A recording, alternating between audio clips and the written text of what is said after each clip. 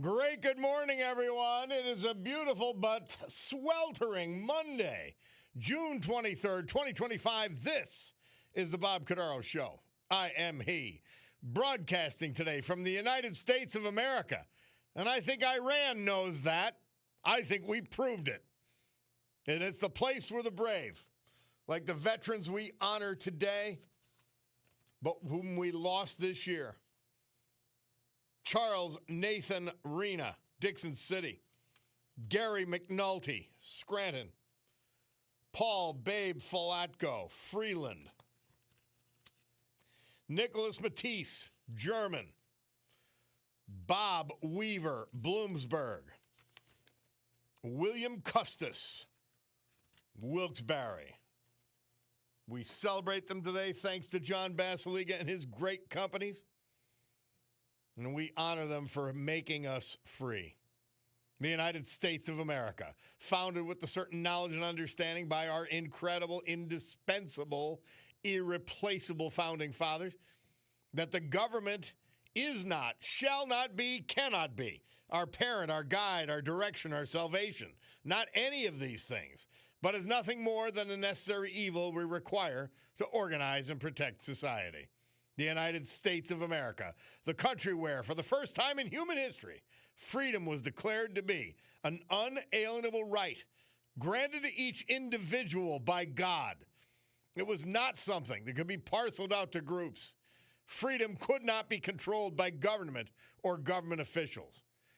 Thanks to our great American Constitution, which ensures and codifies freedom of speech, freedom of religion, freedom of association, economic freedom, and freedom of the press, whether they shade, lie, or cover up or not, we'll know better.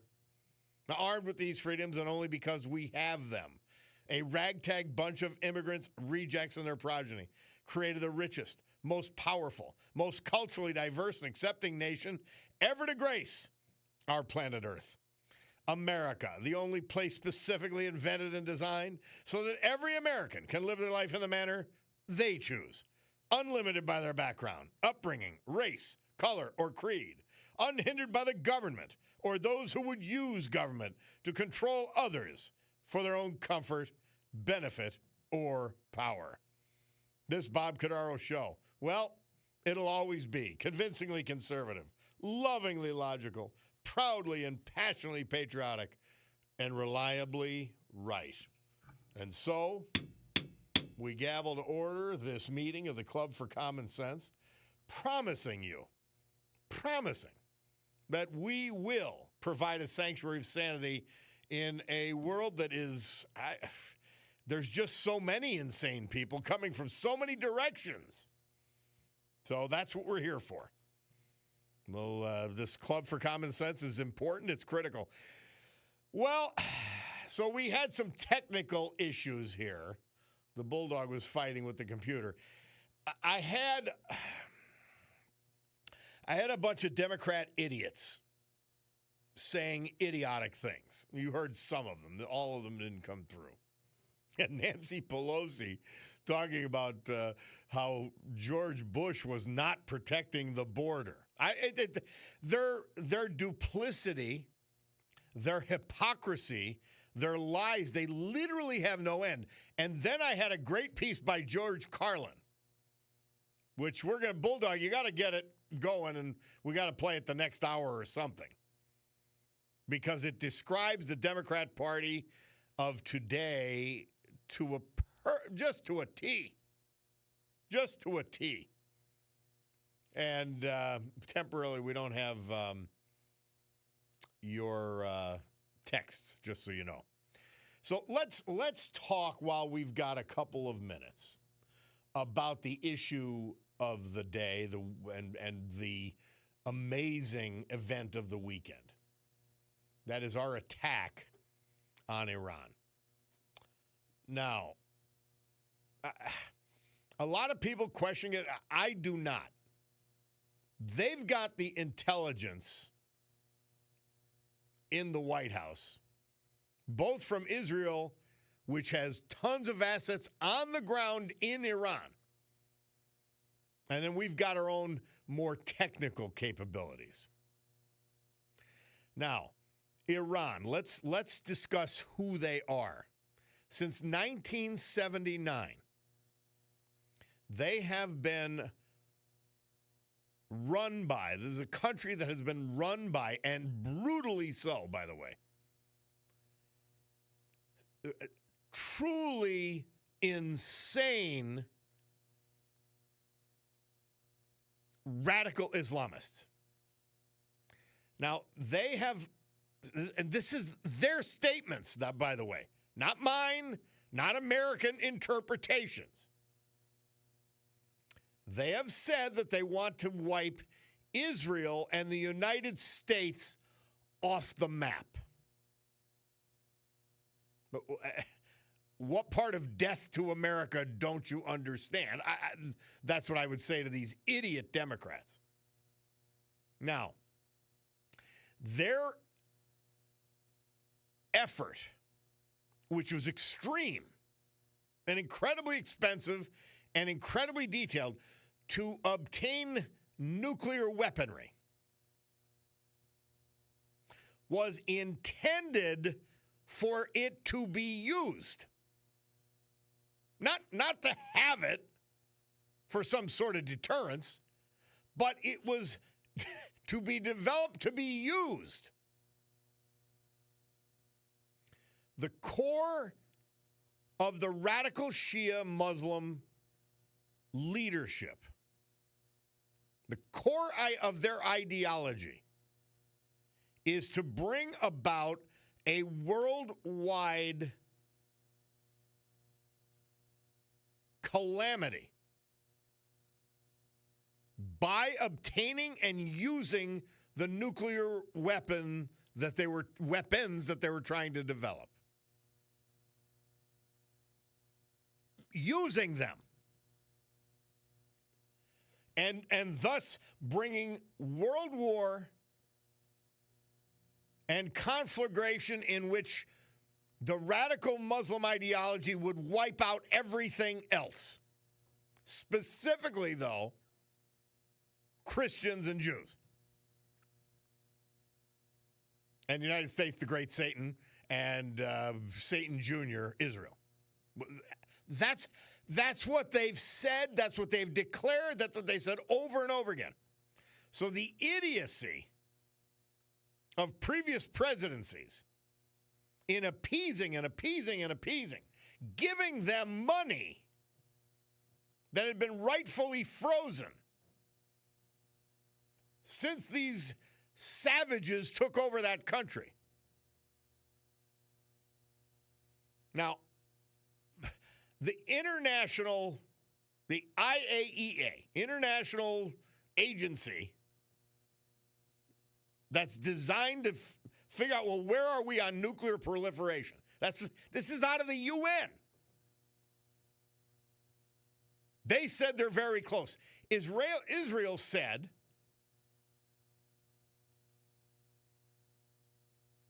that they're very near having multiple nuclear weapons. Now, Israel's gotten more of a stake in the game. Of course, you've got to say, well, but their intelligence and our intelligence combined indicated to President Trump, who is no warmonger, that this was very close to fruition. Well, how close do you want it to get? 2 days? 2 months? 2 years? How close do you want it to get it? And they're protesting in New York City. I mean, the levels of stupidity, ignorance, willful ignorance. I had it from some of my high school friends decrying the attack. And I'm like, you don't have any concept of the history we've had with Iran. You don't have any concept of the hundreds of American servicemen they have participated in killing.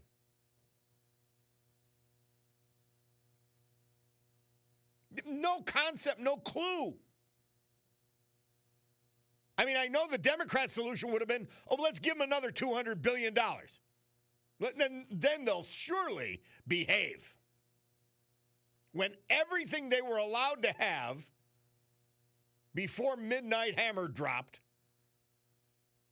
was used against us and our allies and civilization. These are savages. These are animals. These are not normal people by any stretch that you could understand. And why we don't think that's important and significant, some people, is beyond my comprehension. It's a willful ignorance that actually puts everything this country is and stands for at risk. We saw it in the last 4 years.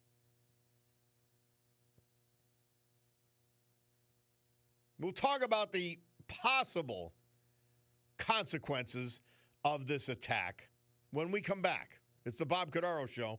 It is a Monday. We're back at it, baby. Let's hear from our great sponsors. A little history, a little music, and then you.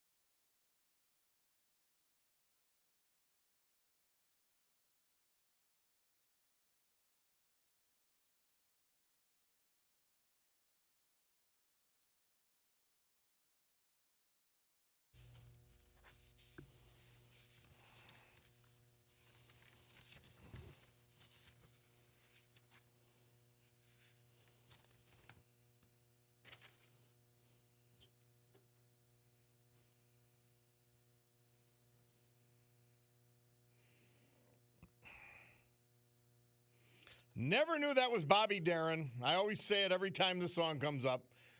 But this date, 1958, Murph tells us Bobby Darin debuted on the charts with his hit Splish Splash.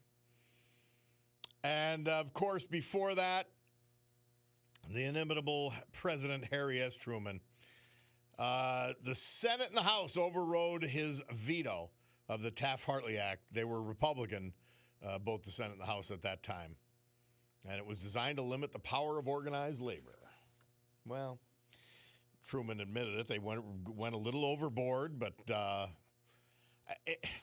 see, my thoughts on unions are, they're not complicated,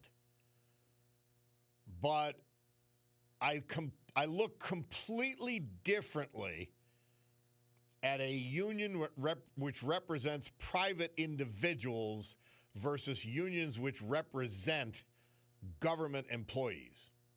I do not believe that unions should be able to be organized against us, against the taxpayers. Because you know what happens. They then become a political force to which the politicians are answerable, and they start giving our money away. It can't be. They should be illegal. There shouldn't be teachers. Now, there need to be, because you've got capricious politicians who are on a power trip, and they will fire and punish and do all kinds of things to employees that don't toe the line politically. So there's got to be substantial and robust protections for government employees, but unions should not be part of that mix. Just should not. And maybe if a politician abuses his or her power to the detriment of an individual employee, then he should be punished. She should be punished because they do it all the time, or they try to. That's undeniable. But these people should not be allowed to organize against us. We're the taxpayers. Anyway, back to the quickly, because we've got our veterans tribute. But one of the things I look at it and I see that we're already at 9:31. So our Cordaro Jewelers. Your Breitling watch store time, it is 9:31 on the dot. I've got my Bacardo's jeweler watch on today. In any event, the potential consequences. Now, they've announced that they would close the Straits of Hormuz. It's almost hard to comprehend the level of commerce that passes through this 20-mile wide portion of water. It's impossible. I've looked at maps where they have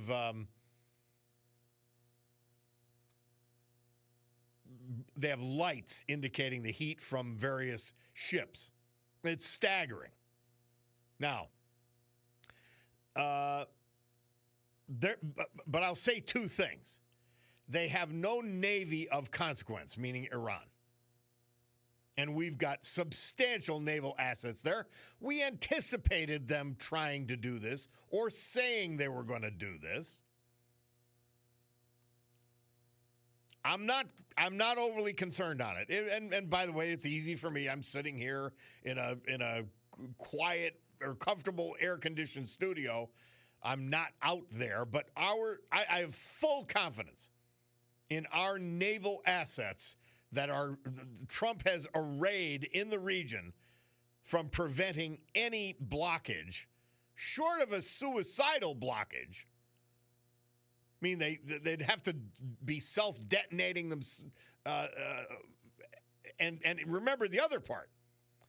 China gets its oil from Iran. Iran gets its money from China and elsewhere. because Joe Biden allowed it, by the way. So they would be cutting themselves off. So I don't see it. The thing that concerns me, because as far as Israel, well, the consequences, Israel's at war with them, with Iran. And the consequences of that war is, God bless Israel, let them win. And let them win in a devastating fashion. The concern I have, the greatest concern I have, and I think Israel could kick their ass every way to Sunday. Remember, they're corrupt, they're sick, they're evil. So let's talk about the open border. Somebody posted, and I unfriended them, frankly. You can't blame anything more on Biden and Kamala. Oh, yes, you can. Everything they did the last 4 years is going to have to be cleaned up, and it's not going to be cleaned up in a couple of months, so you're a fool. And one of the things that has to be cleaned up is the 12 to 20 million illegals who came in this country. They've identified about 1,500 Iranian. Now, we've got plenty of great Iranian Americans, particularly those who came over after the Shah was overthrown and these savages got in Iran. But the fact is, we don't know who they are. We don't know how many there are because of Joe Biden and Kamala Harris and the Democrat Party. Oh, and now you're protesting for us to kick them out and fine them. Yeah, right. So these protesters are insane. They're insane. Don't give them any credit for competence at all. By the way, if you went through and questioned anyone, they have no clue what they're protesting about. Even the unpaid protesters don't know. So my biggest concern, and it could be done in coordination with the tens of thousands of Chinese who came into this country, my greatest concern remains domestic terrorism. And I don't mean by domestic sources. I mean by foreign sources that the idiot, disgusting Biden administration waved into this country. Unreal. So that's my concern. And there could be, nobody could say that Iran won't lay a glove on us, that nobody's going to die on our side. I will say this, though. I have full confidence with Trump in charge, with this administration, that the punishment will be remarkable. So I've got full confidence in this foreign policy team. I've got full confidence in his new military team.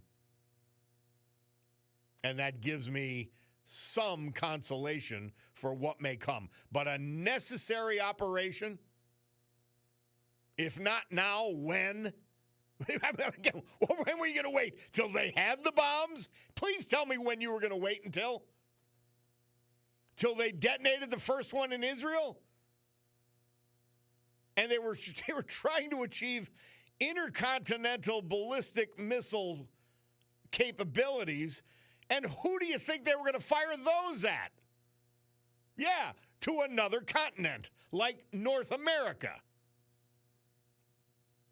So the right thing was done. There is no right time. Before they attack us is the right time. And now we've got to prepare for a response. And I guarantee you, they've got attack packages that will devastate Iran if it's necessary. We'll see. But we've got to take a break. Way over. Bob Cordaro, WILK. We will return.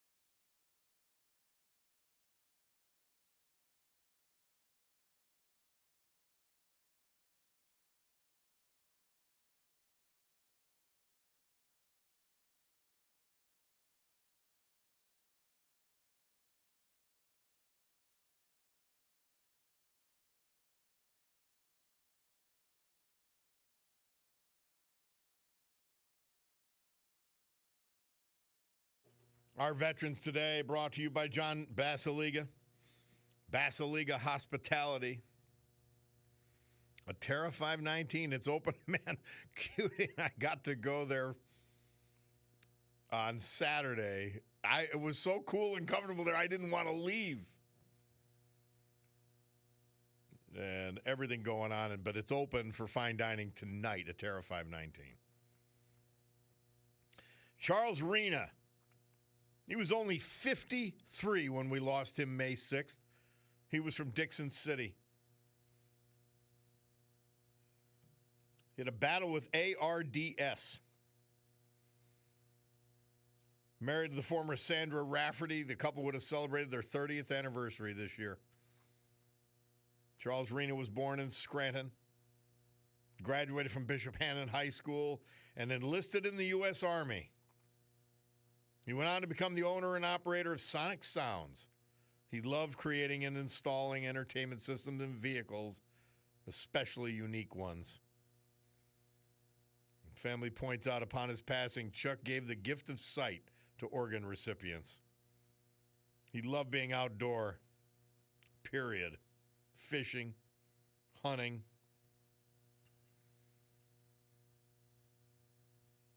Preceded in death by grandparents, survived by brothers and sisters, as well as his wife, Sandra. Charles Rena. Gary McNulty. He was 80 when he passed away. Saturday, April 26th in Florida. Born and raised in Scranton, he graduated from Scranton Central High School and served this country in the United States Navy aboard the USS Laffey.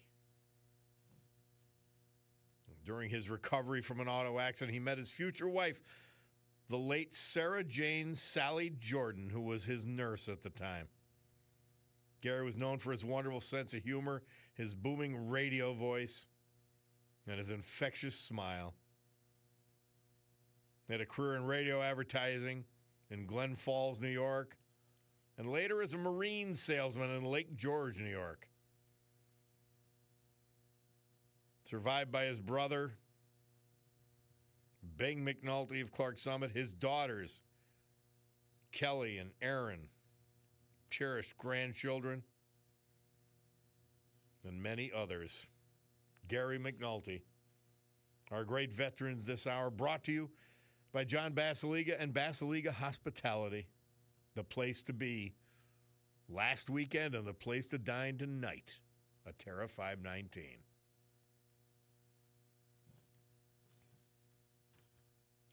Meteorologist Anthony Bordenaro, he tells us excessive heat advisory for Lackawanna, Luzerne, Wyoming, and Bradford counties from 10 a.m. this morning until 8 p.m. this evening. Today, sunny, hot, and humid, 97 the temperature, 84 outside our studios right now. Tonight, humid down to 73, if you call that down to it. Tuesday, sunny, hot, and humid, 97 again. Wednesday, sunny and humid with a chance of afternoon thunderstorms, high near 90, so I guess it moderates a bit by Wednesday. I like hot weather. I don't like it, obviously, for a lot of people that, you know, they just shouldn't be in it. They shouldn't be exposed to it. For me, I can't wait to exercise today in the heat. I love it. But that's just me. watch, I'll topple over and take a heart attack or something, you know. Oh, Lord, yeah, then I'll see how much I love the heat then. Great weekend this weekend, by the way. Friday night, my friend Frankie invited me down, and it was a great gang down at, we didn't golf, just went down to Fox Hill Country Club. Absolute great gang, smoking cigars, yucking it up. Had a lot of fun. Saturday, our man Billy Rinaldi took us with a bunch of people to Cusimano's. It's fabulous. I said, Cutie and I, we can't stay away from Terra. We just love it. So we were there before Cusimano's. But, and then yesterday was just nothing, which is great by me. We didn't...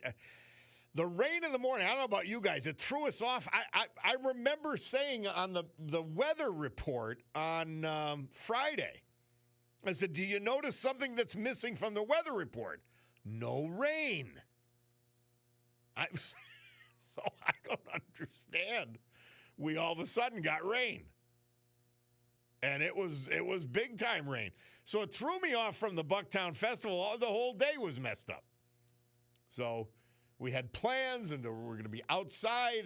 We're going to go to Cutie's sister's pool for a little while, then go down to the Bucktown Festival. We just end up doing nothing. In any event, I had a lot of work to do yesterday with the attack on Iran. Man, to really, truly find out what happened and all that kind of thing. All right, well, we've got to take a break because I look up and our Cordaro Jewelers time is 9:46:35. We'll be back.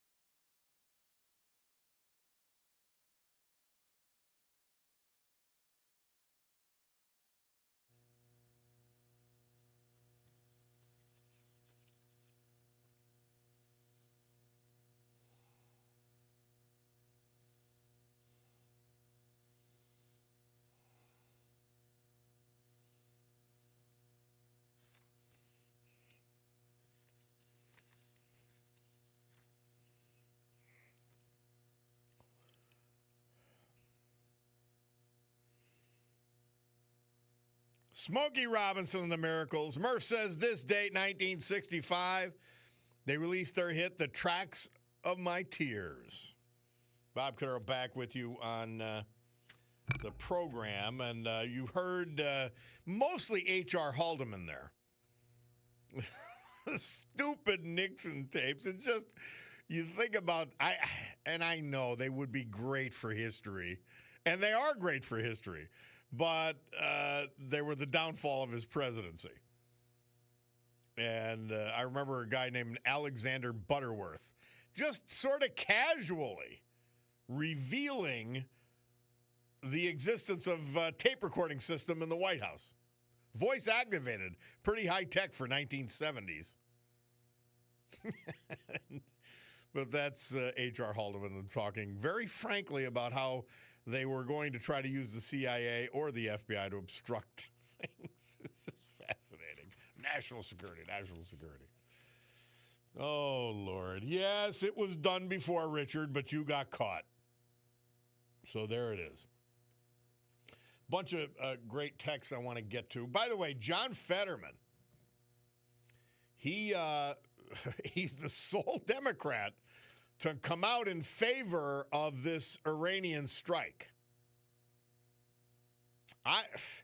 That party is a complete disgusting disgrace. You heard Hillary Clinton. I'm letting the Iranians know, like, if I get in, I'm attacking. And now they're all, oh, my God, he attacked. It's against the Constitution. It's horrible. It's frightening. It's unbelievable. I can't grasp the level to which they've descended. Zero self-awareness of what they themselves have said. Obama said the same thing. Bill Clinton said the same thing. You heard Bernie Sanders at the open of the program about the open border. That's a right-wing deal. It's unbelievable. And then he was all for it when Biden was in. These are astonishing fools. And people just keep falling for them. I'm thinking about my high school friends. They're falling for this nonsense again. This is Lucy with the football times a million. She's going to pull it away. And then you're going to say, thank you. May I have another? Frightening people. Frank from Old Forge. How are you, Frank? Good morning, Bob. It's a great day to be an American in America, but you have the quote of the day, maybe the quote of the year, when you said, when is the best time to attack? Now, yep. We've been watching the lying, racketeering, collusional, conspiratorial media narrative, and to them, there's never a right time to attack. But you succinctly put it, when is the right time to attack? Before they do, because was it a day? Was it a year? But it would be disastrous. And Frank, they said they were going to.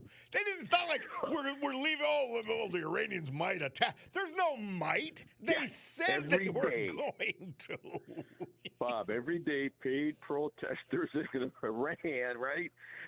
That's to America, right? There's your paid protester. No kings, except they just want the mullahs and the olives. But yeah. No kings, just mullahs. Yeah. Trump, listen, when you said Fetterman, Bob Casey is crying right now. Bob Casey is up there in Scranton. He is crying right now to see that Fetterman has more sense than he does. It's amazing the flip that Fetterman did. But, I guess all doubt has been removed from Hegseth, because there wasn't a leak. Hegseth cleaned house. Remember the Atlantic He cruise got all the right people out. And there's, I'm sure there's many more to go, but he's doing a great job. And just think of the coordination necessary for this attack. It is staggering logistics. We're going to talk about it on Monday Musings in a little bit, but yeah, it was an incredible attack, something to make you proud of the military. But we're not spiking the football. This is this is the beginning of a kinetic conflict with Iran, not the end. So Trump had to come in and clean up the mess from Clinton, Hillary, the uranium one, where they sold them the uranium, Yep. and the lying national delusional media. They never pointed out that Barack Obama, they never put the blame, like they blame Trump for everything. They never blamed Obama for the skid of cash being parachuted into Iran, never blamed Hillary for giving them the uranium contracts through the Russians, which, by the way, the Clinton Foundation made all the cash right. The media never connects those dots, but all the dots that are unconnected for Trump, they connect. So you know what, Bob? It's a great day to be an American. We're finally finding out. Thanks, Frank. Appreciate it, man. You're welcome. All right. Well, as I look to my watch, my Bicardo Jewelers watch, it says Bicardo Jewelers, your Oris watch store. Time is 10 o'clock. Time for the news with Brian Hughes. We'll be back with Monday Musings after this.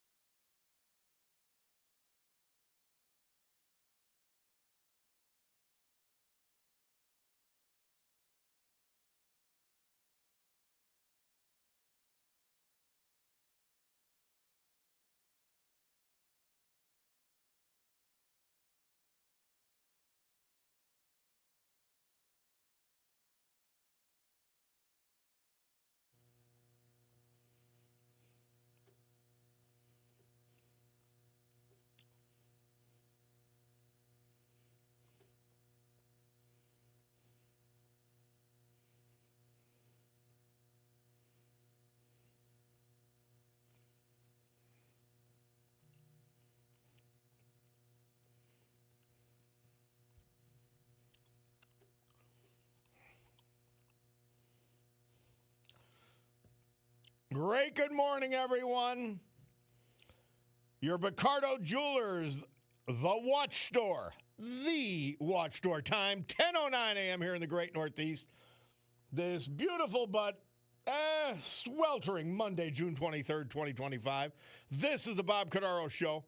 I am he, and it's a big day to fight for America, defend our values. And with the help of our man, John Basiliga, and Basiliga Hospitality, a Terra 519 open tonight to pay tribute to veterans we lost. Brave who have made us and kept us free. Like Gary McNulty, formerly of Scranton. Charles Rena, Dixon City. Nicholas Matisse, German. Paul Babe Falatko, Freeland. Bob Weaver, Bloomsburg. And William Bill Custis. He died at the Geno Murley Center, but he was from Wilkes-Barre. So with history, our great founding fathers, and the incomparable Constitution of the United States of America as our guides, let us continue today's battle. Gaveling back to order this meeting of the Club for Common Sense after a brief news adjournment. And as we come back, man, you had to play the Hillary thing again. Now, that's more hawkish than John Fetterman. That's more hawkish than Donald Trump. I can't wait for her comments on this attack. I cannot wait. The liars and the hypocrites in the Democrat Party, they are legion. In fact, it's nearly 100% across the board.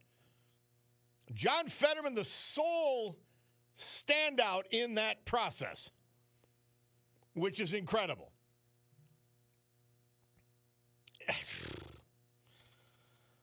Oh, Lordy, Lordy, Lordy. So,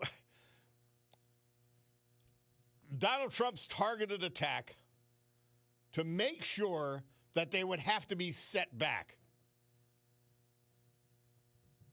Yeah, somebody said, Bob, I'd like to know if Hillary Clinton made that statement about Iran before or after she got Iran the uranium. I know. ALTS back at you. It was before. Oh, Lord. Somebody said, Bob, I was watching an on-the-street YouTuber this weekend interviewing Iran protesters in Seattle. I mean, they don't know which flag to have. What do they have? Like closets full of flags? Anybody that hates us, they just bring out their flag? More than one said they trust Iran's leader more than Trump or Bibi. They're dangerous. These are stupid, disgusting, idiotic people. Now, Navy guy hit it on the head. He says, my fear is a combined cyber sleeper cell attack on our electric communications banking systems. Yep. And somebody else saying we're constantly wargaming threat scenarios. Yeah, we are wargaming. That doesn't mean you could prevent them. The only way that Iran could impact the United States is through some sort of asymmetrical attack, which would, the most obvious being cyber.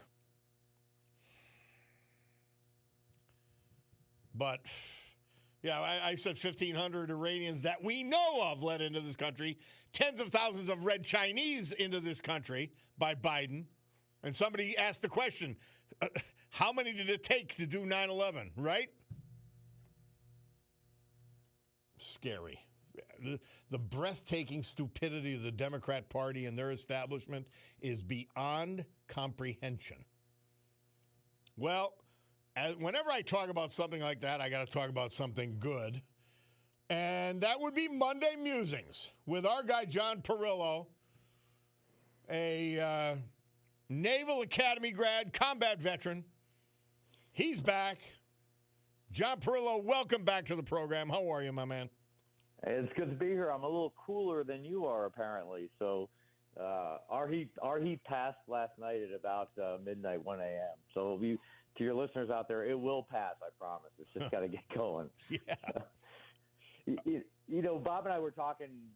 You can't prepare a piece on something like what happened because everything changes so quickly. But there were a couple of observations I wanted to make. And when you're done with the show here and you get on TV and you watch the Israelis, my sister and I have had this conversation around. One of the things we find fascinating about the Israelis is what we refer to as the shrug.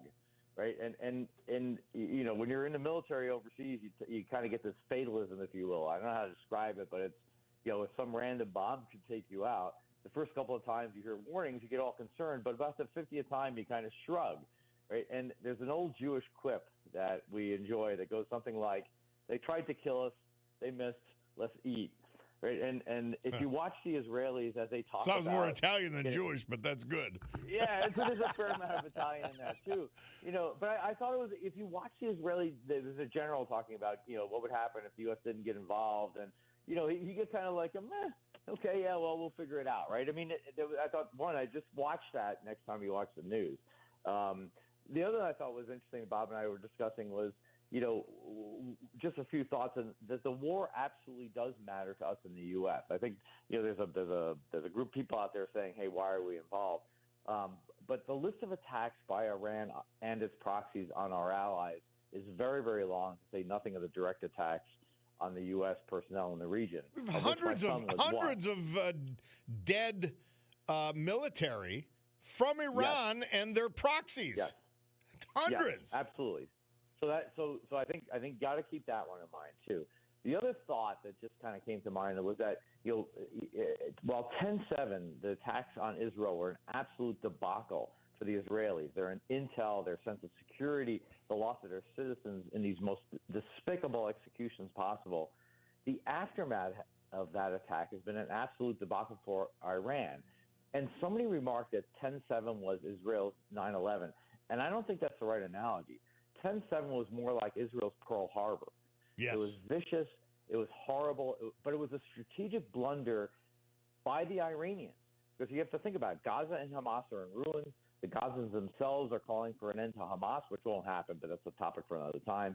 Hezbollah is decapitated and ineffective. Syria is overthrown. Assad, the government there is at least making the right noises. And now Iran's military has proven once again to be ineffective.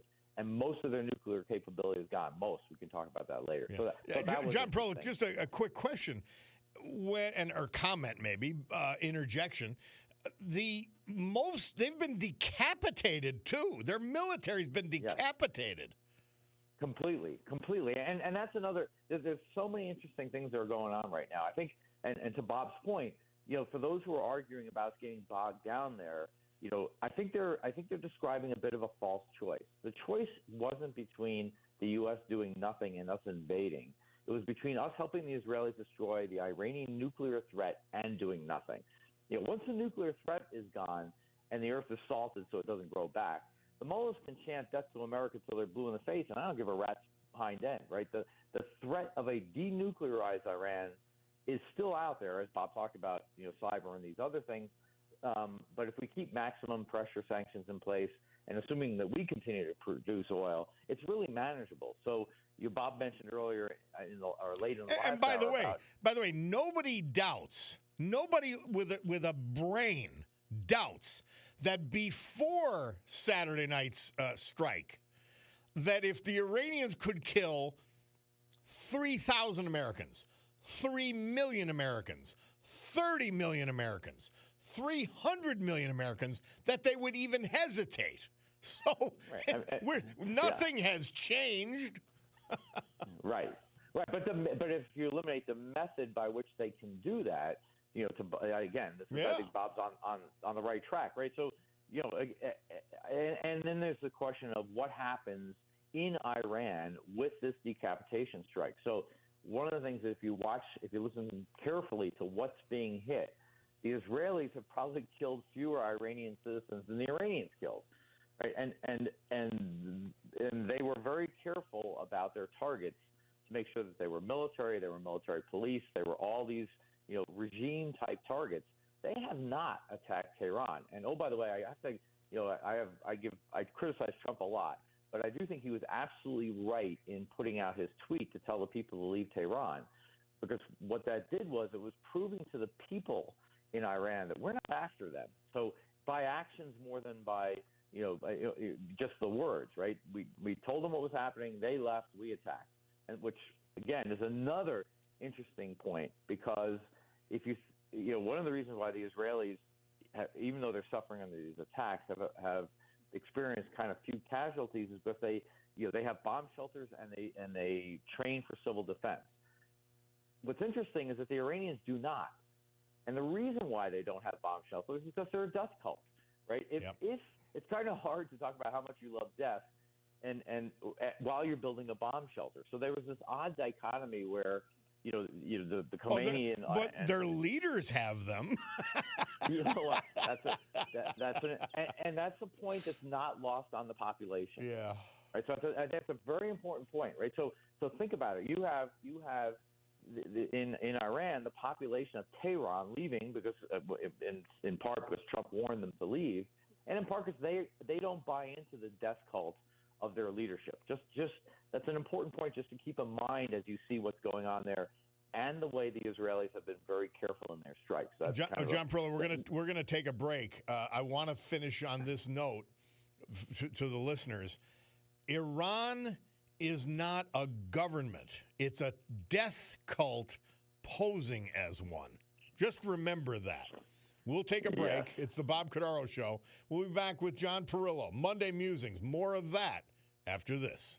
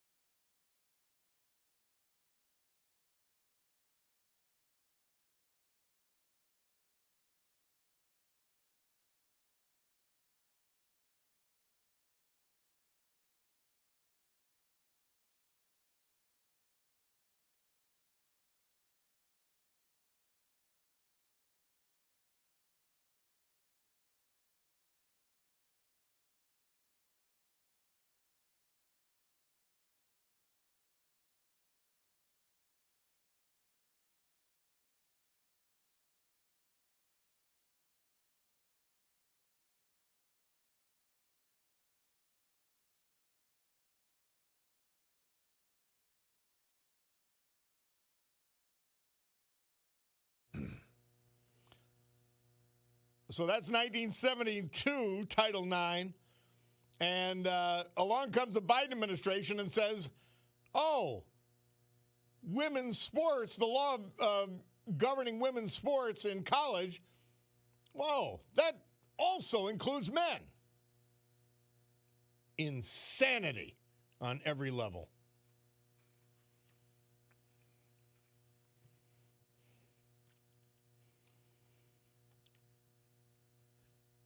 Logical song, Supertramp, after the Title IX 1972 Nixon signing. He didn't get any credit for it, by the way. You never get credit for the left if they don't like you. Ever, ever, ever. Remember that, Donald Trump. Remember that. George Bush, Richard Nixon. Well, it's still Monday Musings. It's still John Perillo. And here he is, my friend. How do you sort of wrap this up, this attack? I mean, it's a beginning, not an end. It's a possible short-term solution, and maybe in terms of years, but guaranteed in terms of months to this Iranian conundrum. Right. But and by the way, I think it does a lot more, John Perillo. I think the Red Chinese and the Russians and all of our adversaries are saying, "Wow."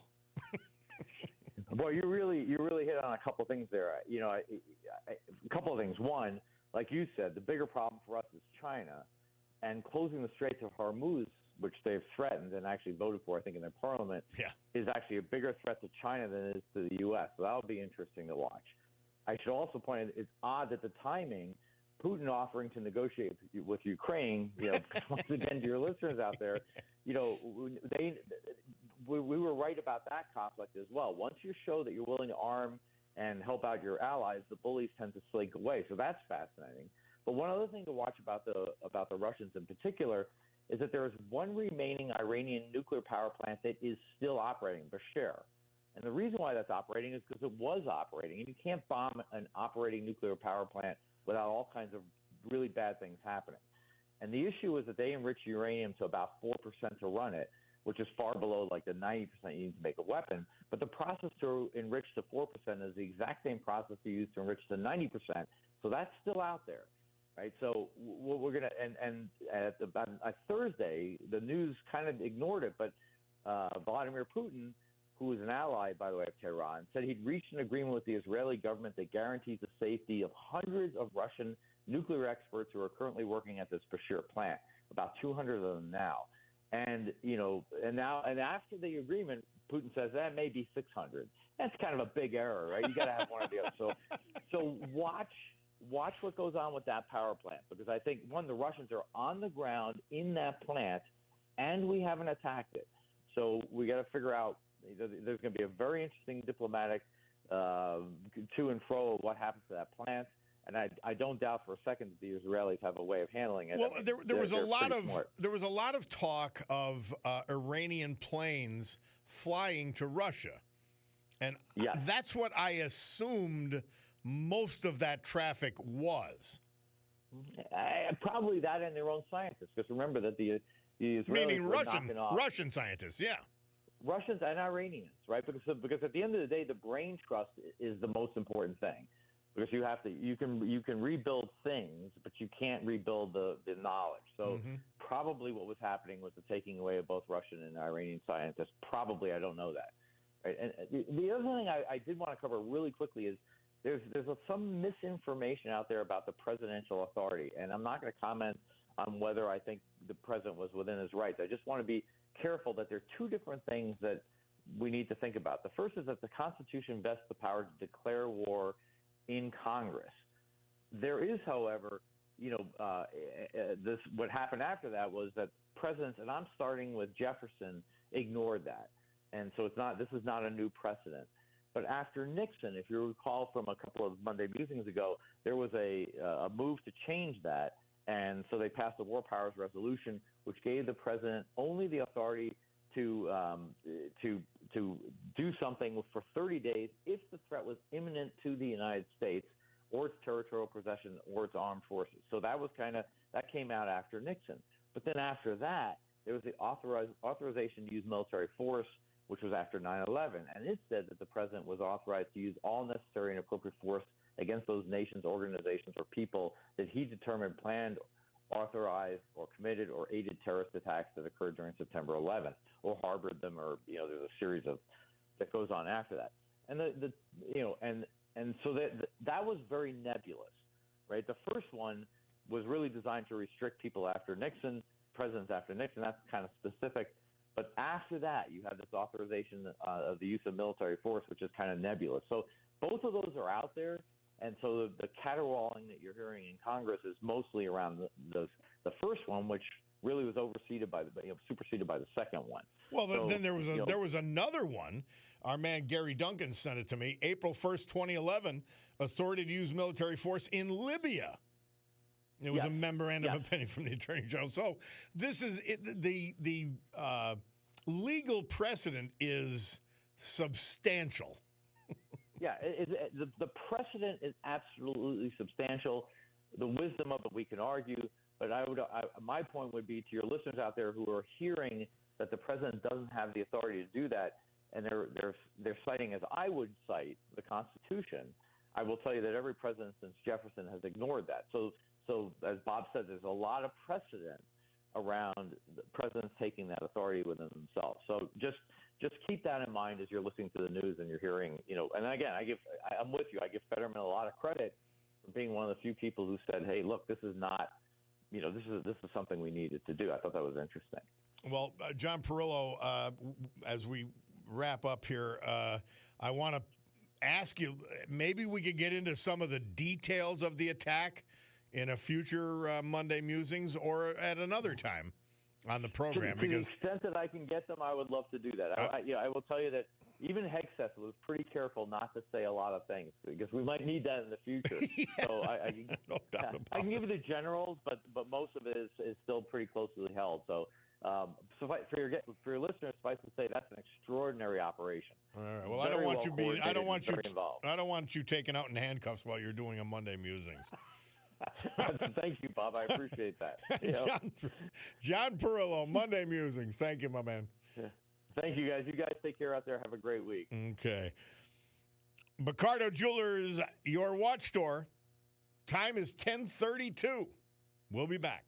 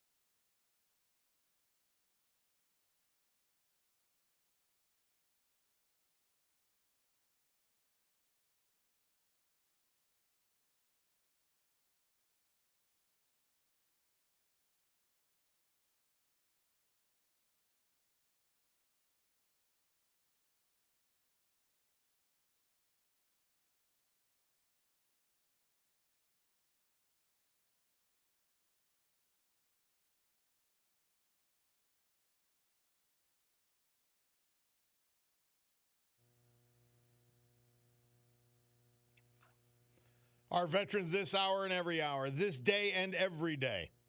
Brought to you by our man John Basiliga and his great companies. including Basiliga Hospitality. Well, tonight, you could check out just about all of them, if you are so inclined, and get out of the heat. The Old Brook Inn, Far Street Tavern, Scranton Art House, a Terra 519, one of the few fine dining options available on a Monday. Queen City, the Tavern in downtown Oliphant. Paul Babe Falatko. He was 96. He was from Freeland when he passed away May 12th. Born in Eckley, member of Our Lady of the Immaculate Conception Parish in Freeland, honorably discharged Army veteran serving us in Japan, 1948 to 1949.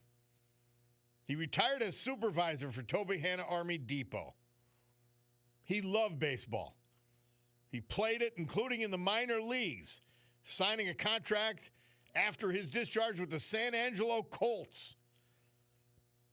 He umpired and played in the Northside Softball League.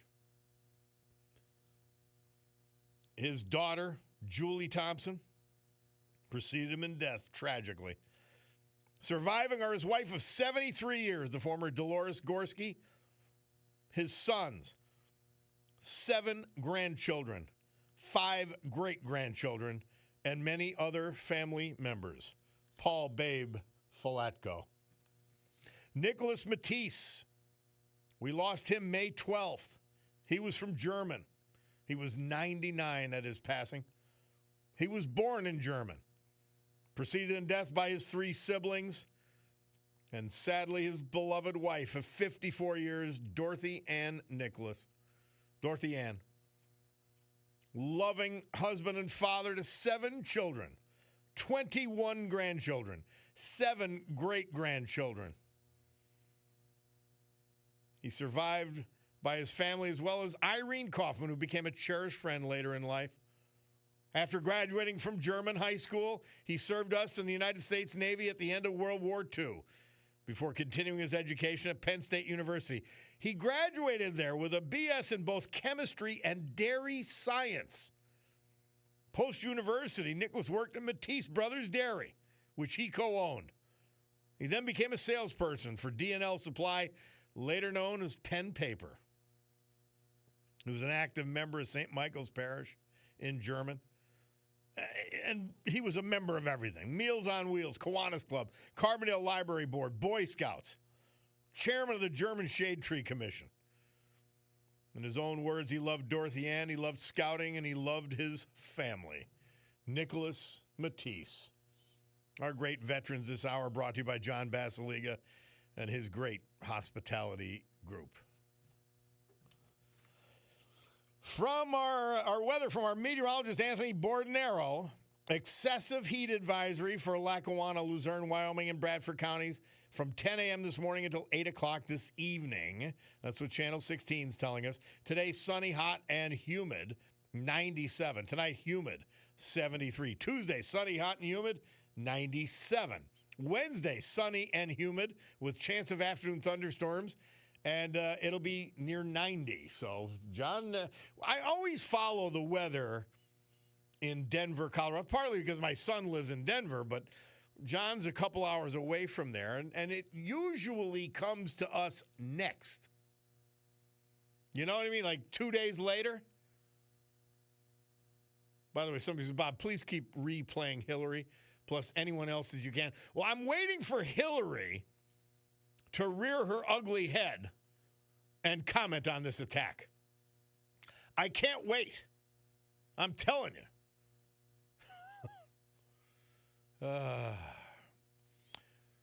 Tanner Jim from Wilkes-Barre says, Iran and the like want Americans and Israelis to have ashes to ashes, dust to dust on their lips sooner rather than later. Wake up, people, before you're no longer able to do so. Well, not with this king in charge.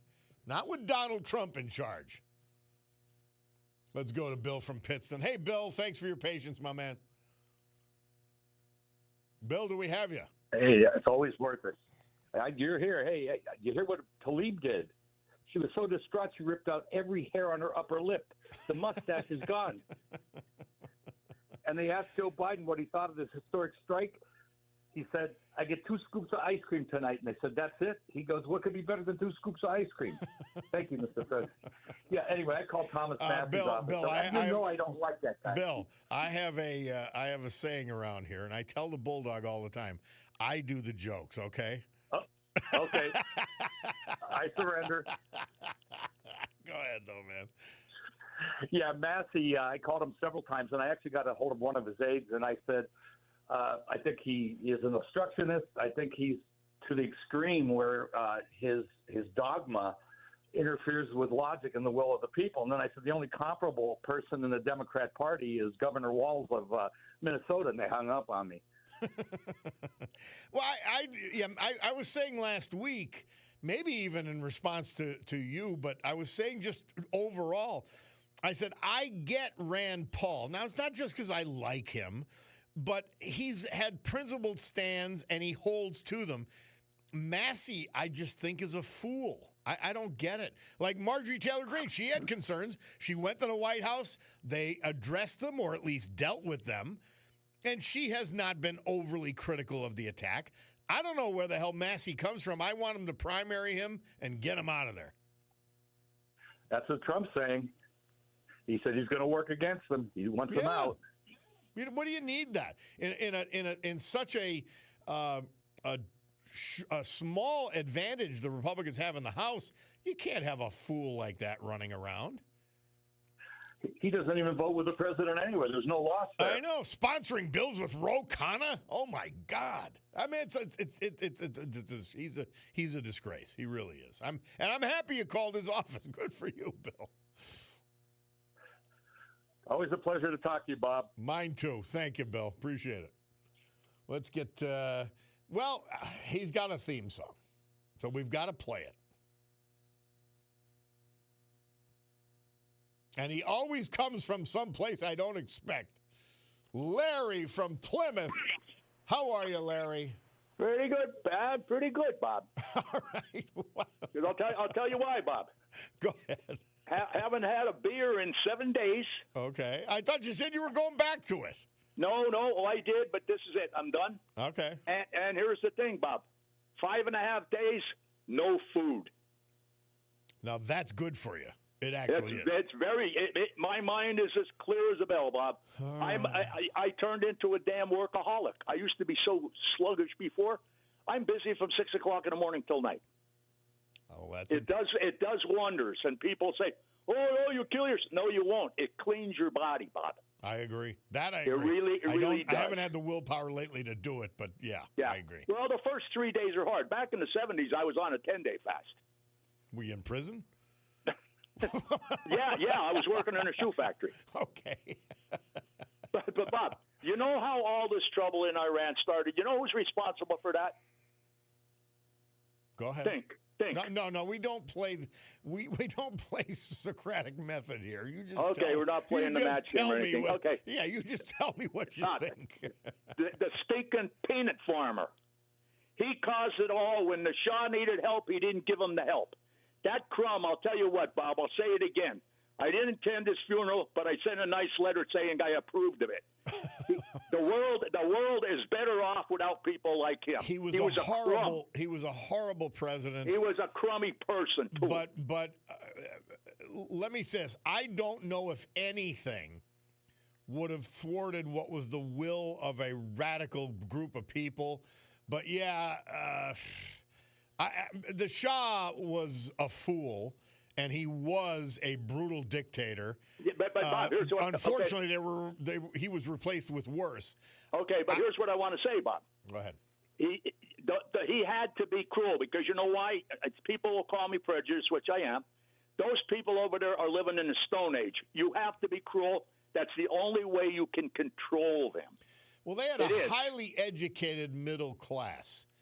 And when the Shah lost, if you look at how that happened, when the Shah lost the middle class, highly educated middle class, he lost the country. But they said, Bob, they They said just- there are I still don't think members they- of the but I there don't- are still members of the Pahlavi family that Yes. they're hoping that they might come back. Well, not many are hoping. But Okay. the But thing Bob, is like, this. but you said about cruel leaders. Yeah. There's a quote, if I can remember it, and it says, wait a minute, give me a second. It says, cruel leaders are replaced only to have new leaders turn cruel. Yeah. And you know who said? Well, I'm not going to ask you to guess, because you know who said it. You know who said it? No, you did it again. I don't do that. Okay, I'm sorry. Che Guevara. Okay, because listen, I learned during this show just as you do. I learn things. Okay, well, now you know that, so remember Okay. that. Well, I don't. It's a And good. I It's a think good he also saying. said a revolution or something. It's not like a ripe apple on a tree. You must make the apple fall. I think it's something like that. Okay. Yeah, Che Guevara, fountain, But fountain of wisdom. but Bob, I got to go here because I'm cleaning my AR out here. So, You're running around like on high speed. oh my God, Bob, you wouldn't believe it. You got to do it. It will give you so much. Bob, you'll hit that golf ball 15 meters further. Right, man. Larry from Plymouth, it's not a hunger strike. Oh, hey, Bob, It's one more fully thing. One more thing, voluntary. Bob. Go ahead. Bob, one more thing. Go ahead. Okay, you know what? You got to play the song I want to really hear. Dixie. Dixie. Dixie. Way down south in the land of cotton, old times are not forgotten. Look away, look away, I look know away. the song. And Bob, people, they say, "Oh, that's a prejudice song." It's not. Do you know the words to that? There is not one word in there about slavery or slaves Correct. or black people. Correct. It's a good song. And you know whose song it was? Oh, I won't even ask. It was Abraham Lincoln's favorite song. When they signed at Appomattox, he said to what do you call it? Play Dixie. Larry, thank you, my friend. Okay, Bob. Always. See ya. Don't starve to death, would you? All right. We'll take a break. Bob Cordaro, WILK. We'll return.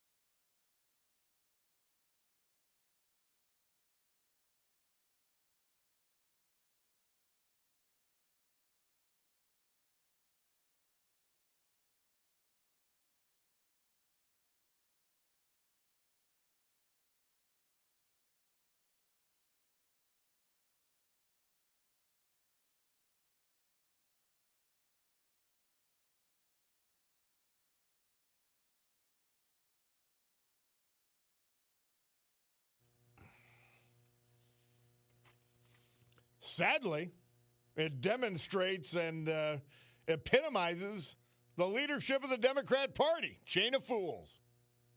Yeah, my word. Aren't they ever? The great Aretha Franklin, I love to play that song out, actually. It was this date, 1967, she recorded it. And it's an awesome song. And John Gotti going away. And I was in prison with a couple of his guys. They were still loyal to him. They really were. Somebody says, I'm afraid of what Larry's doing all the time he's awake working. Another listener says, I thought I just saw Hillary water skiing at Lake Winola. Yeah, you might have. You just might have. Let's go to Paul from Scranton regarding the Middle East. Hey, Paul, how are you? Hey, good morning, Bob. Thanks for taking the call. Wanted to say hello. How are you, my man? Pretty good. I was thinking about you. You keep up the good work. You know I admire your work. Just occurred to me, and I thought I'd run it by you with your higher intellectual capabilities. Do you know what the operation name was, that operation for the Middle East was? Yes. Midnight Hammer. Yeah. Now, if you look at the word midnight, pretty good name. I think midnight is 8 syllables or 8 letters, and hammer is 6. Now, it came out to be 86. I wanted to run that by you and think, did something ever occur to you that there's something in there? I got to tell you that only you would be clever enough to figure that out, Paul. Oh, my God. That's fascinating. I'm so happy that he took the steps to do that. I think the American and the people in the world will be so satisfied that we're putting an end to that. But I just wanted to tell you the silliness of the theory. The silliness of the people, by the way, including Republicans, saying, well, you know, they weren't really that close and everything. Well, how close do you want them to come before you stop them? They've stated they were going to use it if they get it. How could you let that happen? And their history behind it is they sign agreements and they go against the agreements, and they don't live up to them. So I think this is a great thing for our country and for the world, but I just wish it wouldn't turn into politics. Is it right or wrong? That's all I want to hear. I don't want to hear from the other side that it's this and it's that. Well, you know? Paul, and I just played Hillary Clinton when she was running for president, that she was going to take out their weapons facilities and was not going to permit it. And she said, I want the leaders of Iran to know it. Right, I remember that. Yes, we had a compact, and Paul, you were a hardcore Republican always, but you got along with so many Democrats, friends of so many Democrats, because we shared common core values. That is not the case anymore. Exactly. We used to sit down and say, "Okay, put it on the table. What do you got? This is what I got." You know, secure border. Right. Secure border was essential. Defending our interests around the world was essential. All of those things are gone with these fools that lead the Democrat Party now. Absolutely. What I'm worried about, Bob, is the retaliation. I didn't think that the Iranians had the capability of cyber attacks and things like that. So that's what I'm a little bit concerned about. They're very good at it. And the other part that is dangerous is that between the Chinese, between other Islamists and Iranians themselves who were allowed in by stupid Joe Biden and his crew, they're here. They're capable of a lot, and we better be tracking them down. Exactly. They said that 1,400 came across the border, and they let 728 go into the society. That was on this morning's news. And tens of thousands of red Chinese. It's just the stupidity of the Democrat Party and the Biden policy, the open border policy, it becomes more frightening every day, not less. Well, I understand it now. You know why? I never understood it, why they wanted them to come in. But why did they? Because I didn't realize in the census you don't count citizens, you count noses. And during the Trump administration, That's when they won that. Inexplicably, I even think it was the Supreme Court shot down they were asked if they were American citizens. And you're right, congressional reapportionment, and they're losing in all these stupid left-wing run cities. They're losing and states. They're losing thousands and thousands and thousands of people, but they're making up for it with illegal immigrants. Exactly. Scary.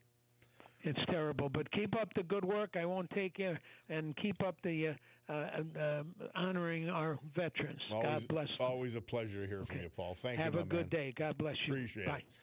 Well, Bacardo Jewelers, your Shinola watch store, it tells me it's 11 o'clock. That means it's time for the news. We'll take this break and be back. Bob Cordaro Show.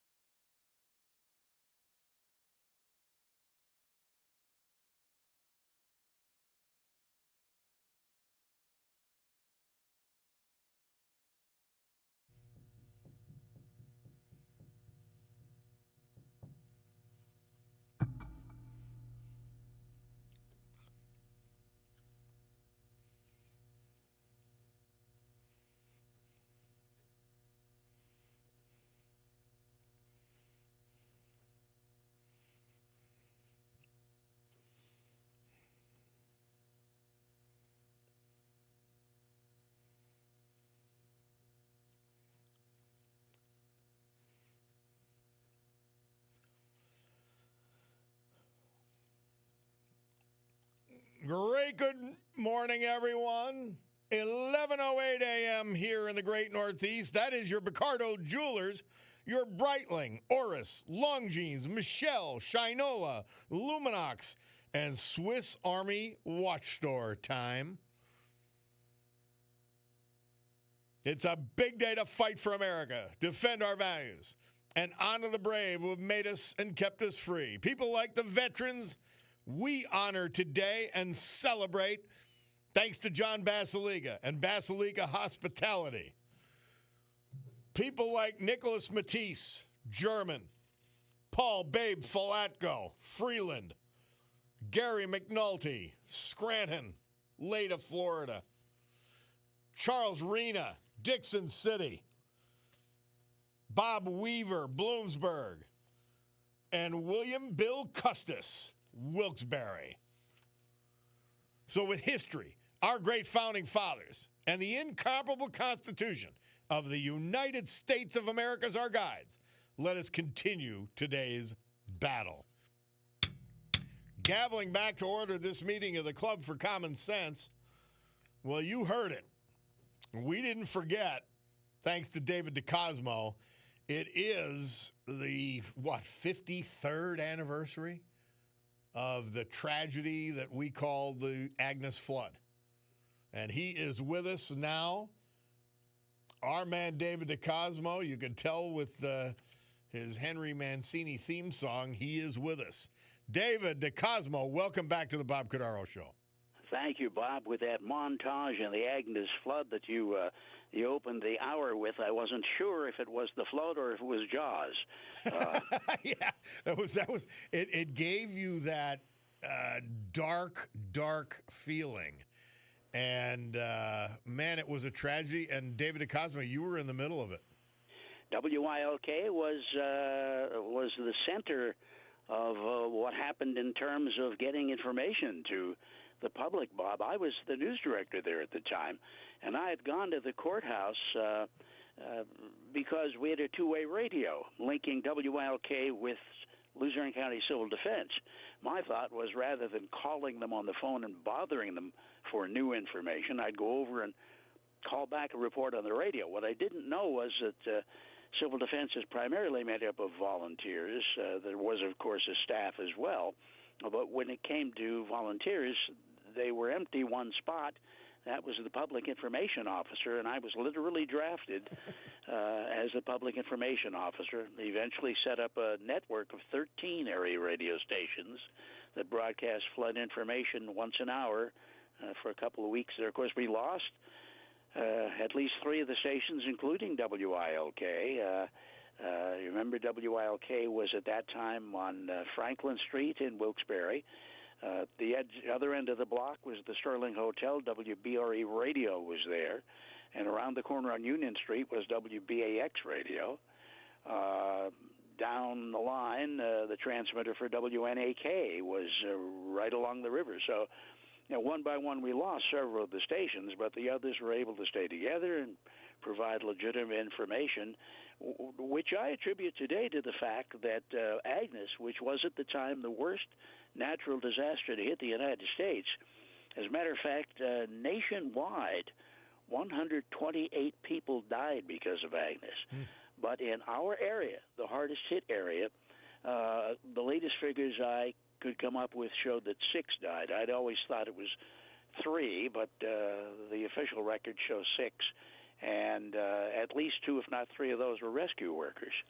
25,000 homes clobbered in Wyoming Valley. In Kingston, Bob, only 20 homes were not hit by the flood. And in our area, $1 billion in damage, which would equate to today probably $7.5 billion. Maybe more. Yeah, it was a staggering disaster. Staggering. It was, and one of the things that's hitting me now, strange it should suddenly hit me now, is the fact that unless you're about 60 years old, you probably have no cognitive memory of this. If it's 53 years ago, if you were 4, 5, or 6 years old at the time, it's hard to believe you'd have again, a cognitive memory of it. So to me, it's very important that we relive this in terms of what happened.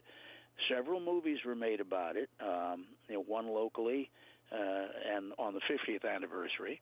WVIA-TV did an extensive remembrance. They just repeated it, as a matter of fact, I think, the other evening.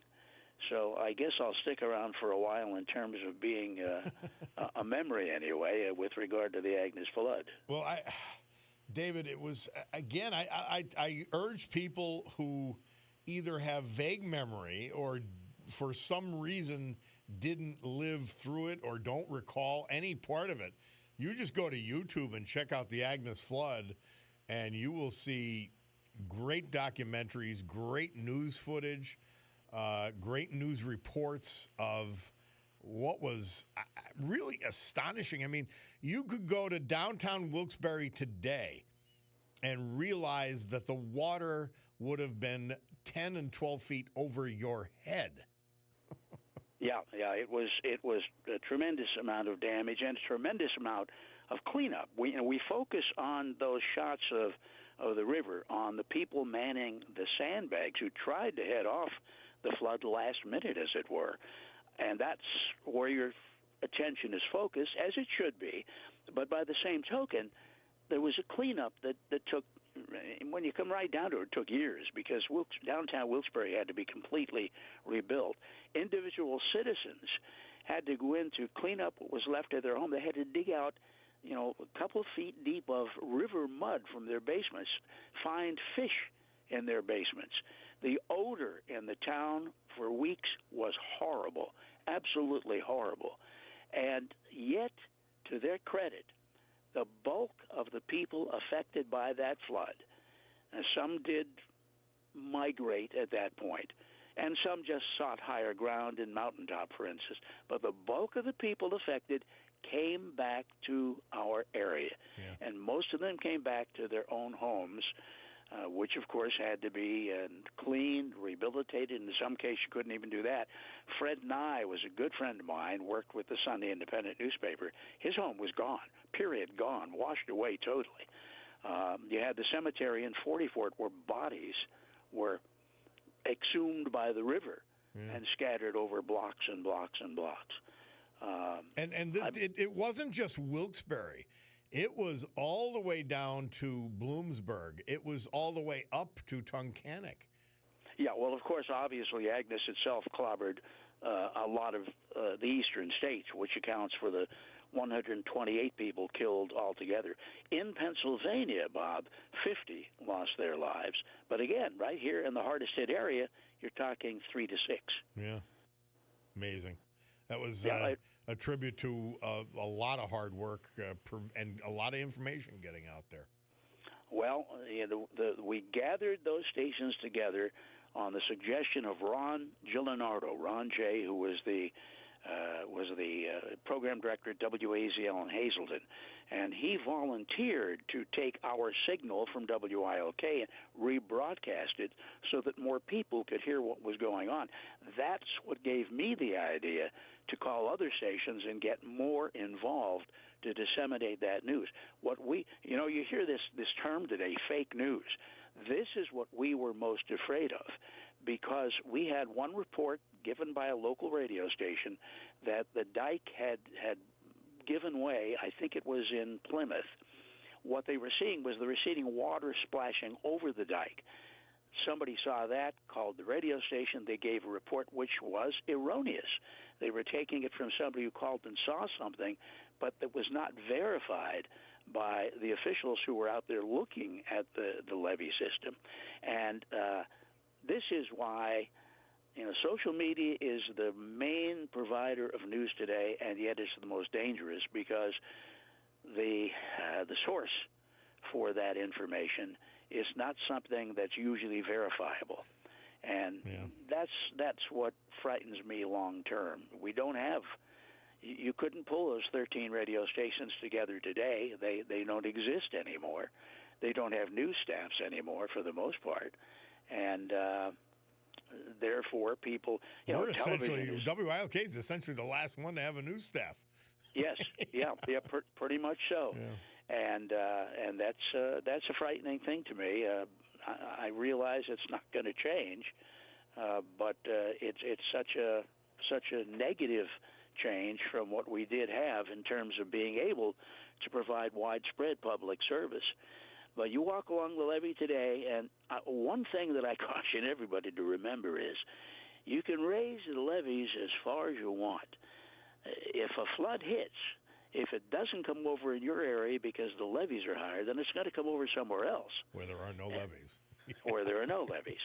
So, having higher levees is a better protection for the immediate metropolitan areas. But there's always the truth that if you raise the levee to 50 feet, Mother Nature may send you a flood of 50 feet and a half inch, in which case you're still going to have a flood.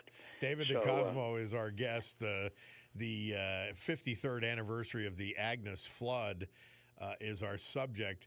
David, I remember as an 11-year-old kid, we had heard about the widespread damage. We were watching it on TV. But we were almost completely unaffected in Dunmore, in Scranton, in Lackawanna County.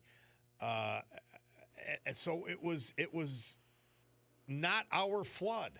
And we live right near all of these people who were so horribly affected. We had relatives who we helped clean out their house after down on Vaughan Street in Kingston. And you're right about the smell and everything, but we were going on with our lives. In fact, I remember we tried to get up to Tunkhannock. You can only go so far to go get ice cream. I was just going to say that while a lot of people in those outlying areas weren't immediately affected, they were if they tried to cross the river anywhere. Yeah. Because that was almost impossible. And very frankly, they were because of some higher prices that hit the area then, too, because supplies, it was difficult to get supplies into the area. And when I say the area, I say Wyoming Valley, for instance, but you're bringing a truck loaded with gasoline from somewhere down south. They're coming through 2 or 3 states that have been affected. So there were some higher prices that were in effect that people in those outlying areas, and Dunmore would be a prime example. You might have been paying 5 cents more for your gasoline without even realizing that the Agnes flood was the reason you were doing that. You may have had a hard time getting some of your groceries because the normal stock of groceries may not have been completely filled up as they normally would be because some supplies could not get into the area. Well, it's funny, David, when you mention that, there were no superstores back then. So you were used to some things not being available. Yeah, the Wyoming Valley, the Wyoming Valley Mall was brand new then. Yeah. It became a haven for people looking for rebuilding materials after the flood, and now it's a bit of history as well. Yeah, amazing stuff. What is your takeaway? Could it happen again, David DeCosmo? Could it happen to the level? Wow. Absolutely, a flood could happen again at any time. There's no way. Our most recent scare was 2011, right? And it was that was frightening. I think that was Hurricane Lee, I believe. Yeah. And there were areas hit then that were not hit in 1972 because the Wilkes-Barre levees had been raised. Yeah. And by the way, it took years and years to raise those levees. That wasn't something that happened overnight. One of the best things that we had during the immediate aftermath of the flood was that President Nixon sent in a personal representative, Frank Carlucci, who's since passed away. And Frank was basically given the power wherein, if anything you needed in this area, he would be able to cut through all the red tape and see if it's possible to get it into the area. And from a news point of view, Frank had an open door. We could go in there at any time and talk with him, and he gave us the straight answers. So we had a Frank Carlucci to help us through the federal problems, thanks to his connection with his appointment by President Nixon. And we had a very strong Democrat that was going to bat for us, and that was Dan Flood. Dan Flood. Who was head of the Military Appropriations Committee. And so when Dan Flood said, we need helicopters in Wyoming Valley, you better know we got helicopters here. And Carlucci was also a Scranton area native, so we had a real fun. And one of the things that people forget about the flood, Nixon, a very awkward, socially awkward guy, he came to Wilkes-Barre and he met with people, and he was touched and he was truly affected by how great the people were in the Wyoming Valley. He really was touched, and that helped an awful lot. It did indeed. And then we had a major fundraising event for the people in the area, and Bob Hope came in to lead that on behalf of the Red Cross. Wow. A lot of people helped out. And you mentioned people that were out of the immediate area, and they said Dunmore. People from Dunmore came down here and helped people dig out. People from the Amish area came up and helped people rebuild. So it was a real effort to work together. But, of course, with the amount of that damage, this is not something could be rebuilt overnight, Bob. Yeah. This had to take months and months and months, not only because of the cost involved. Many cases, involved. Years. Yeah. Oh, sure, yeah. And once again, can it happen again? Absolutely. And the only thing I can recommend to people, if it does happen again, one thing I would have added to my caution when I was telling people to get out, I would have said, grab your passports and important papers and take them with you. The one thing that I heard over and over after the flood was, I lost my wedding pictures, I lost the family photos and things. The homes could be replaced, the photographs and some of the papers could not. And so I caution people today to keep your valuable things. And when I say valuables, not only passports and things like that, but you have an album of family photos and things, keep it somewhere where it's in reach so you can look at it occasionally and grab it if you have to go quick. Yeah. Well, David DeCosmo, thank you so much. We cannot forget it because it could happen again, and it's a piece of history we have to remember. That's why we have a guy like David DeCosmo around. Thanks for helping everybody remember, Bob. And I hope, as always, all your news is good. David DeCosmo, the Agnes Flood. We'll be back. It's the Bob Cordaro Show.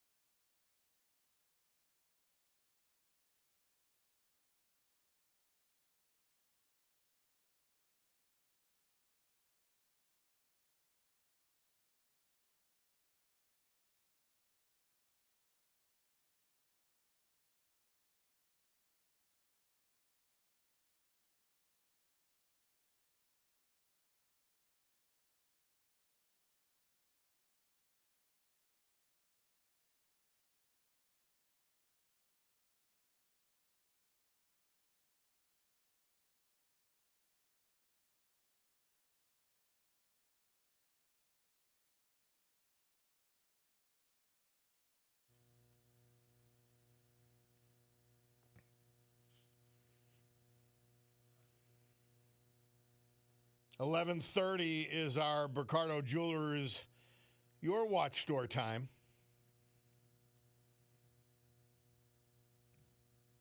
And now our veterans and our tribute and our celebration of them, brought to you this hour and every hour, this day and every day by John Basiliga and his incredible companies, including Basiliga Hospitality. A Terra 519 is open tonight. And I'm telling you, there wasn't a more comfortable place than a Terra 519 during this heat wave. Bob Weaver, Army veteran, athlete, avid sports fan. He was 85 when he passed on May 8th. He was from Bloomsburg. Born in Danville, graduate of Danville High School. He married his wife, the former Ella Mae Fry, in 1963. He enlisted in the Army that same year, and the newlyweds moved to Colorado Springs, where he was stationed at Fort Carson. After his military service ended in 1967, they returned to Pennsylvania, and Bob worked for more than 30 years as an offset photographer for Haddon Craftsman in Bloomsburg. He was an exceptional athlete in his youth and could often be found on a basketball court or a baseball diamond. Three-sport athlete in high school. He's survived by his loving wife of 61 years, the aforesaid former LMA, 2 sons, a daughter, 6 grandchildren, 2 step-grandchildren, 1 step-great-grandchild. Preceded in death by 4 brothers. Bob Weaver. William Custis passed away at the Geno Murley Center at age 99 on May 4th, surrounded by his loving family. He was from Wilkes-Barre, a beloved son, brother, husband, father, grandfather, uncle, and friend. His family says Bill truly embodied the values of the greatest generation: duty, courage, honor, service to family and country, and responsibility for oneself. He was a devout Catholic, lifelong member of Our Lady of Hope Parish, formerly St. Mary's Maternity. He attended St. Mary's Polish School through 8th grade. When his father became disabled, he attended high school during the day and worked full-time evenings to support the family. He was a 1944 graduate of Coughlin High School. He couldn't participate in sports. He had to work. But he played for baseball tryouts in Hagerstown, Maryland, and elsewhere for minor league baseball. He was a World War II veteran with the Army Air Corps, European theater, Germany, Africa, a medic and ambulance driver, first at Leckfield Air Base in Germany, later in Tripoli, Libya, as part of the 365th Bombardment Squadron. He worked in operations at Federal Telephone and Radio in Paterson, New Jersey, and returned to Wilkes-Barre in 1958 to marry the love of his life, the former Jean Wellabob, and they celebrated 25 years of marriage until her passing in 1984. He retired in 1987 with over 20 years of civil service at the VA Medical Center. He embraced his time at Geno J. Murley Veterans Center, which he called his final stop. He'll be remembered for his faith in God, generosity, patience, wit, wisdom, and dedication to family and friends. He's survived by his daughter, Jean, and her husband, Vito. He resided with them for many years. Also a grandson, a granddaughter, nieces and nephews who he treated like his own children. They want to thank the staff at the Geno Murley Center, the great Geno Murley Center, for taking care of him. And I will wager to say he might have been the last World War II veteran there. William Custis. Our great veterans this hour brought to you by John Basiliga, Basiliga Hospitality, and a Terra 519 open tonight for fine dining. Newswatch 16 forecast from meteorologist Anthony Bordenaro. Excessive heat advisory for Lackawanna, Luzerne, Wyoming, and Bradford counties. 10 a.m. this morning until 8 p.m. this evening. Sunny, hot, and humid, 97. Tonight, humid, low 73. Tuesday, sunny, hot, and humid, 97. Wednesday, sunny and humid with a chance of afternoon thunderstorms, but it'll cool down. It'll only be 90. Yeah, that's our weather. Crazy stuff, huh? Let's go to Mark from Kingston on the Agnes flood. Hey, Mark, how are you? Hi, Bob. How are Good. you? How are you? Great. Love the show. I'm good. Thank you. Fire away. Talk to us about I it. just wanted to let people know what it was like cleaning up. I was 13, and there was no water and no power for a couple months.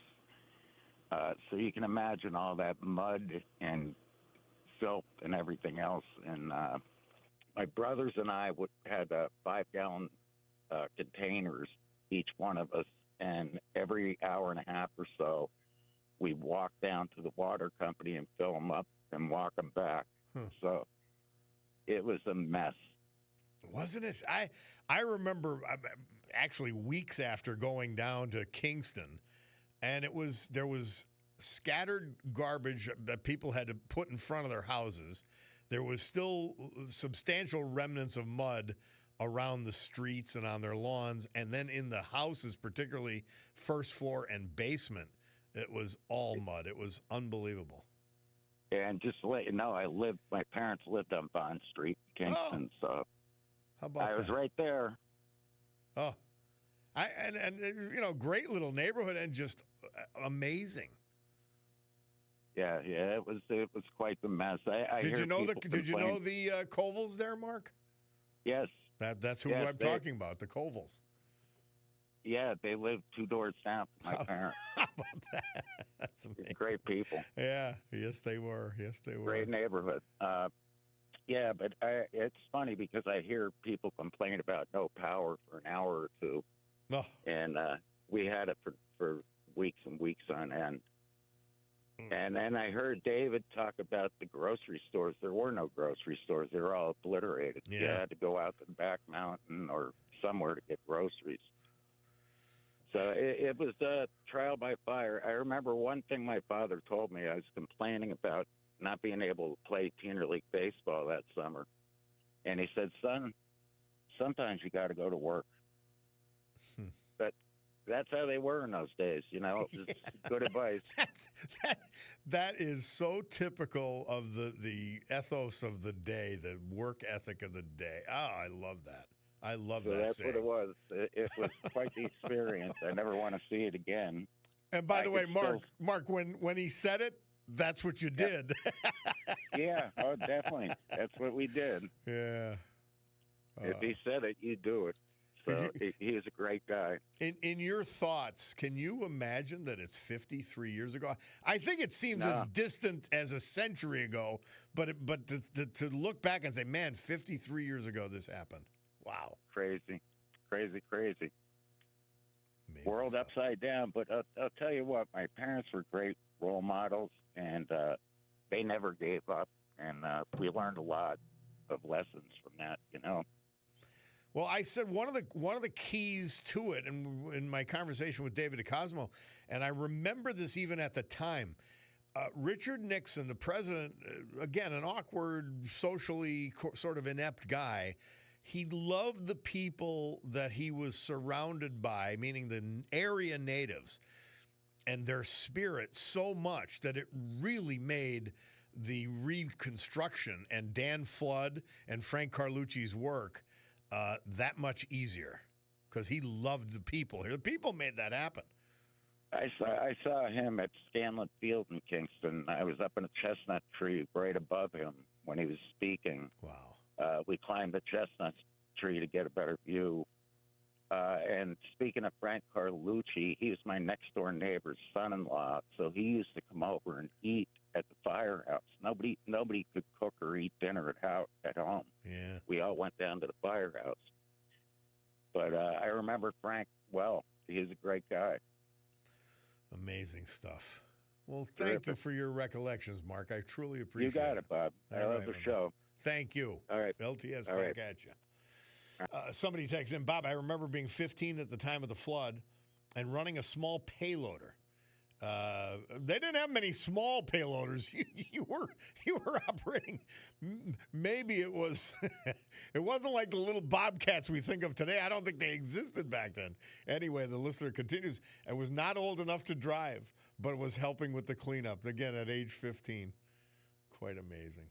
Yeah, it was great stuff, and the people of the area, and particularly the people of Wyoming Valley, Bloomsburg, Tunkhannock, they responded. And, man, do we love them and respect them for it. We'll take a break. Bob Cordaro, WILK, the eponymous show rolls on after this.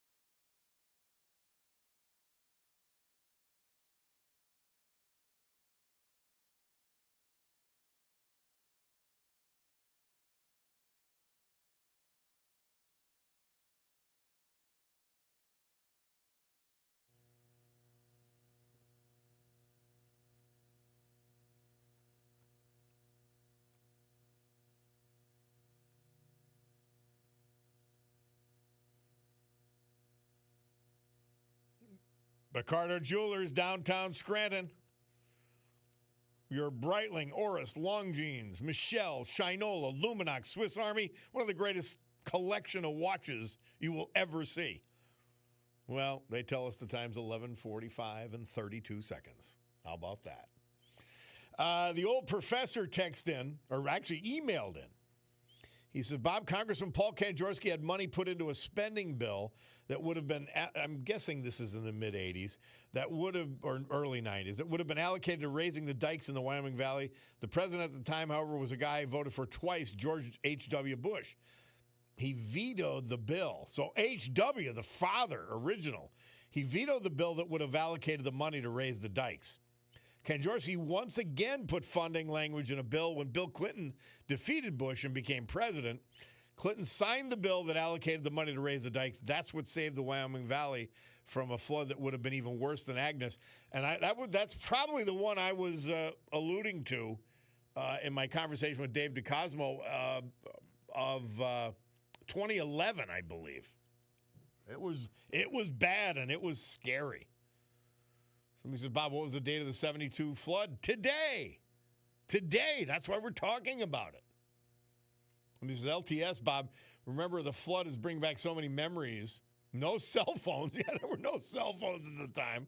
My brother went to Shikshini to help his friend. We did not hear from him for 3 days. He could not get it back across the river. It was remarkable. Absolutely remarkable what people lived through and what they experienced. Hey, we're going to go to a completely different subject. And that's Jasmine Crockett from Jim from Harding. Jim, how are you, man? Pretty good. I'll just make 2 quick comments about the flood, then I'll go to Jasmine Crockett. All right. I remember what a wide subject matter you can cover. I'm impressed. Oh, yeah, but during the 72 flood, Stegmeyer was putting water in their beer cans and giving it to the people. How about that? I don't know if you knew that, but, no. I felt like I was a big dog. I was just got out of 9th grade because school didn't start till September 19th of that year, and they were paying us $20 a day to help clean those houses out of mud. But getting with Jasmine Crockett, I heard on Fox News that she wants to be briefed on this, attack on Iran's nuclear deal. And I know she has the right to do that, but did you know when they bring her in to give a briefing, they're going to have to bring a 5-year-old child in so they could dumb it down so she could understand it? Yes, I know. They're going to have to do the briefing in crayon. Yeah, she got an IQ of an ice cube. For her and AOC and Rashida Tlaib, I mean, the squad, it's insane. There are, on the Democrat side in particular, they are some of the dumbest people on the planet. They really are. All those freshman Democrats are stupid. And that Macy you're talking about, he's from Kentucky, if I am mistaken. Yes, and he's a goofball. Him, Rand Paul, Mitch McConnell. There's something in that drinking water. Well, I like Rand Paul, and he is brilliant, and he sticks to principles. So that's why I don't have as much of a problem with him. You can have principles. Sometimes you have to put them aside a little bit for the betterment of the country, you know? I know. With me, like when he said no tax on Social Security, okay, I'm not going to get it, but I'm willing to accept that as long as that bill gets passed. We can't let these radical globalists take back power. Amen. Amen. Thank you, Jim. Appreciate it. Hey, you have a nice day. You too. You too, my friend. Robert from Peckville on the Agnes flood. How are you, Robert? Are you with us, Robert? Bob, you there? Yes, we are here. We're here. I was 18 years old. The fire company from Peckville, Wilson Fire Company, was called to go to Wilkes-Barre. Oh, the great Wilson Fire Company. Company. Buildings, basements. We had to stop at the airport, get a bunch of shots. And we went right down to, I don't remember what street it was. I was only 18 and just in the fire company. How about that? And we ended up pumping out the federal building. Huh. That's amazing. Mud every place.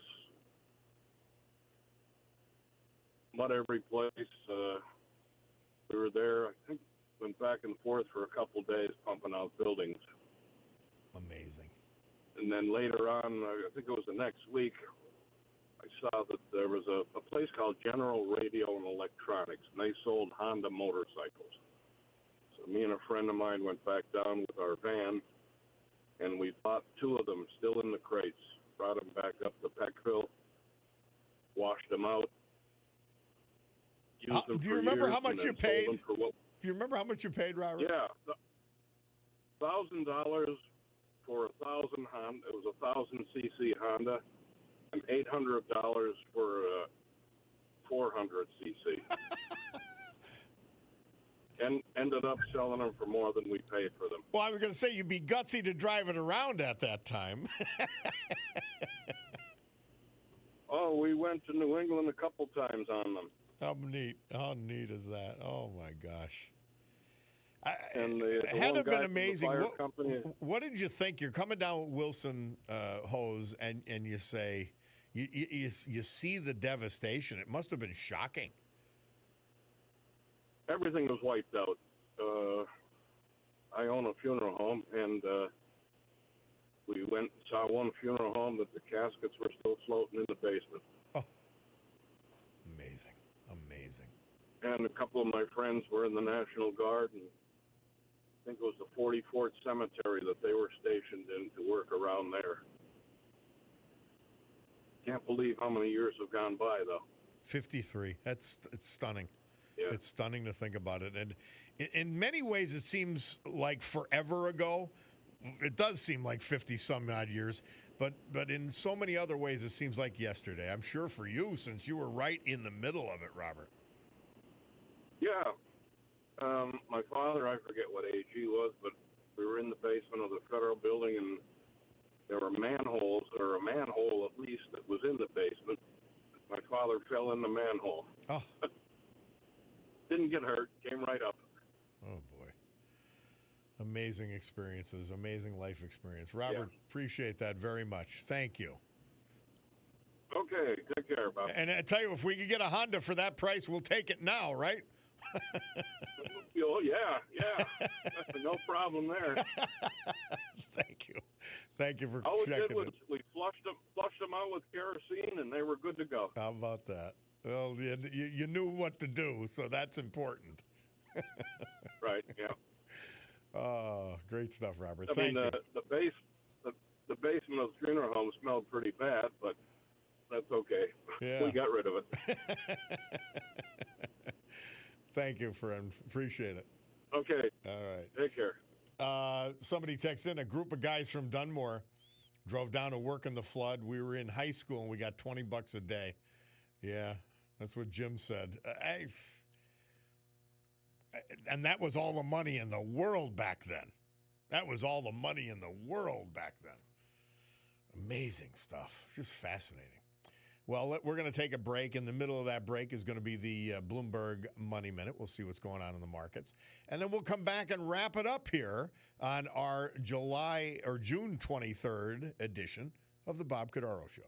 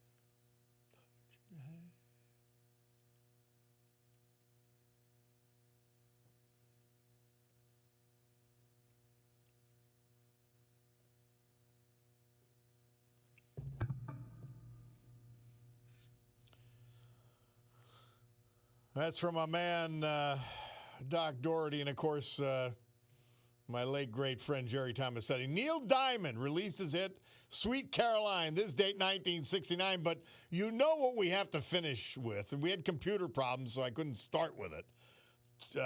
Babylon Beast's report, Toby Keith smiling down from heaven after our strike on Iran. And we're going to finish with that. Not a better way to do it.